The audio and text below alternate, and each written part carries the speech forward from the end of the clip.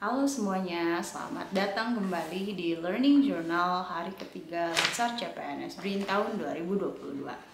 Nah, hari ini saya mendapat materi mengenai pembinaan sikap dan perilaku yang disampaikan oleh Dr. Siti Aminah.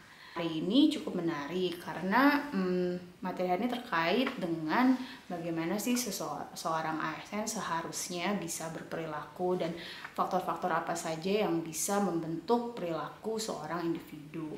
Nah, kalau misalnya dilihat dari pengertian harfiahnya nih, jadi attitude atau sikap dan perilaku itu bisa dikatakan sebagai suatu bentuk respons mental seseorang kepada orang lain, tempat, suatu keadaan, dan segala sesuatu di dalam hidupnya.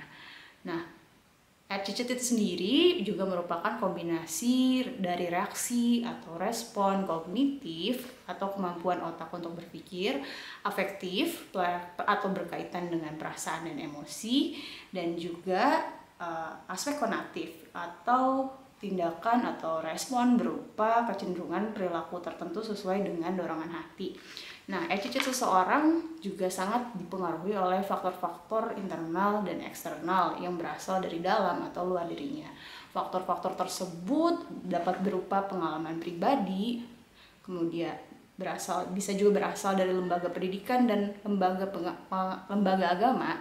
Terus juga bisa berasal dari pengaruh kebudayaan, terutama pengaruh dari orang lain yang dianggap penting oleh seseorang, misalnya dari keluarga, teman, atau kolega.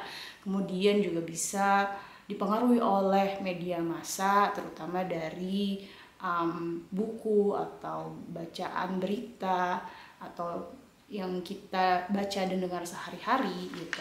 Dan yang terakhir bisa juga dipengaruhi oleh faktor emosional seseorang tersebut.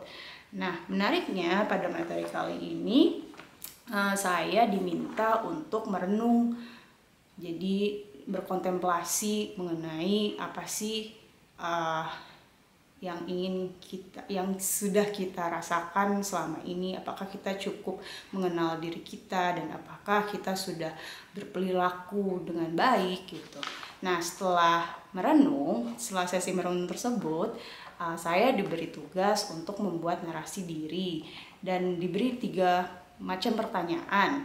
Jadi pertanyaan pertama itu mengenai apa sih yang kita peroleh setelah kita merenung. Lalu pertanyaan kedua itu tentang kesan apa yang paling kuat pada pengalaman lalu yang membentuk perilaku saat ini. Kemudian yang ketiga, apa sih kesan yang diberikan rekan Anda terhadap diri Anda. Jadi ini menarik, jadi tugas tersebut tidak diketik tapi ditulis tangan seperti ini.